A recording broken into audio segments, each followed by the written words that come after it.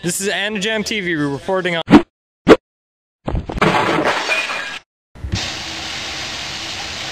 This is Anajam TV.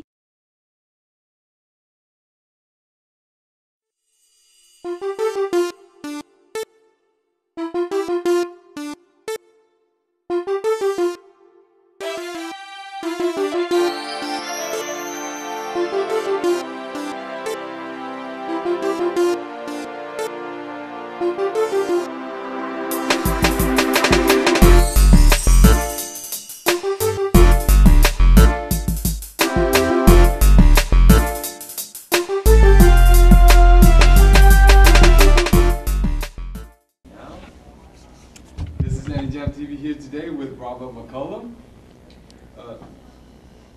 Can you tell us what you do and the work you have done? Yes, I'm Rob McCollum, a voice actor with Funimation Entertainment for, God, almost 10 years now. Started out with roles in Dragon Ball GT as Teen Goten, and Baki the Grappler, Yu Yu Hakusho,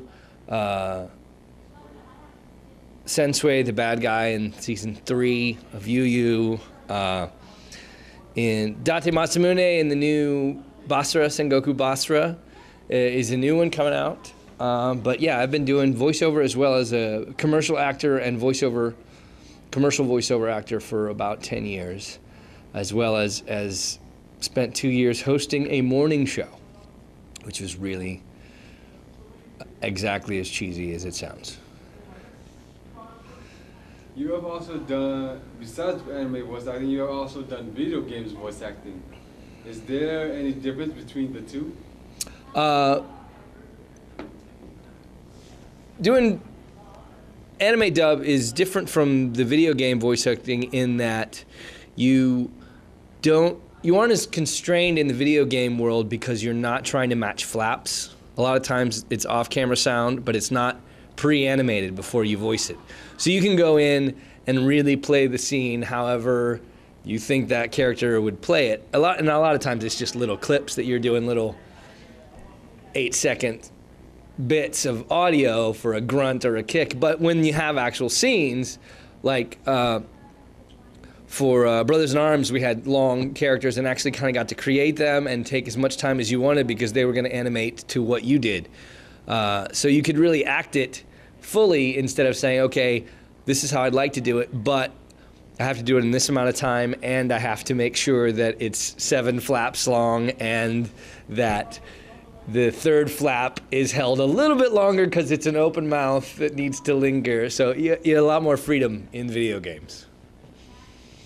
Besides voice acting, you're also an actor, writer, producer, director, and like you said, was a host of Good Morning Texas. How did you choose so many things to be under? Yeah, I don't know that I actually chose any of the careers. It always was that another door would open or another opportunity would open. I was a business and sales guy. I was a marketing guy, got a business degree, and was going to go into to business, was doing marketing consulting and training, and then I found out that there were people making a living as an actor in Dallas. Like lots of them, like thousands of people who call themselves an actor in Dallas. And I started meeting some of them, like this could be something fun. I've always wanted to try to do that, and I did theater in high school, and maybe this could be cool. So I had a friend that was an agent, said, hey, would you send me out on something if I wanted to do it? He said, sure. So the first audition I went to was for a national Southwest Airlines commercial, and booked it. It was like $5,000. I was like, this is easy. I'm gonna quit my job and be an actor. This is so easy.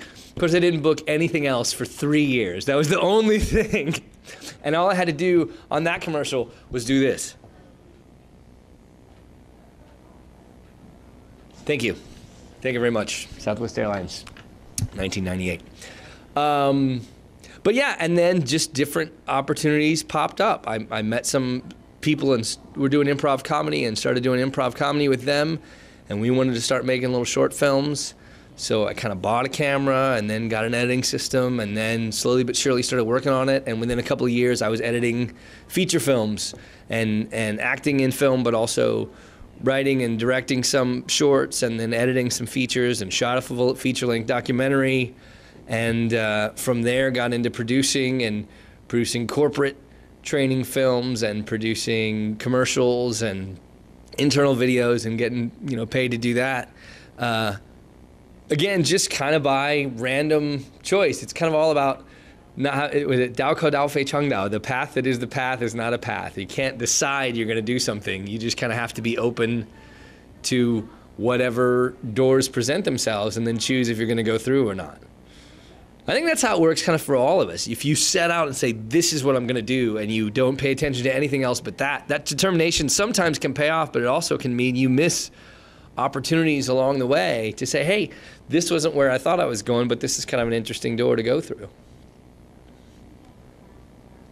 Like you said, you also work with Funimation. So how did you get with Funimation? Well, Funimation has been around in North Texas for a long, long time, and I had no idea that they were based, even that so much of the dub in the U.S. was coming out of North Texas. But I had some friends working there. Mike McCollum did improv comedy as well, and he said, hey, if you ever want to come out and do some Walla, which is group voicing session where they throw 4 people in a booth and make background sounds. And went out, and I think the first time I went just to do that, they were short somebody and said, hey, can you come in and read a character? And that was kind of my audition and my baptism by fire, and then started doing it. Did a few things with Chris Bevins, and then he started working with me and really saw some ability there to do something more, and it ended up being in the next 8 of his shows.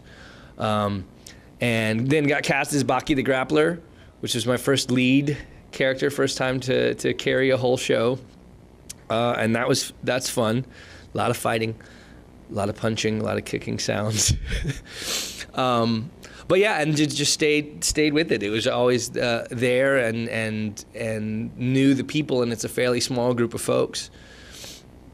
And sometimes it's the sideline thing you do every once in a while, and then it gets busy, and suddenly that is your primary career, and other things have to move around to take second base to that, or second place to that. But it ebbs and flows. And sometimes I'm like, man, I don't have time to do it. I'm too booked. And other times I'm calling Funimation, going, hey, you need any Walla? I'm free. But it's a good group of folks, and it's kind of a family up there. Everybody knows each other. A lot of us have been doing it for 10 years in together, and then folks from ADV that came up from Houston that we've all gotten to know and kind of welcomed into the family, like Monica Rial and those kind of folks. So yeah, it's a good group of folks. Can you tell us the troubles and challenges of being a voice actor? Well, the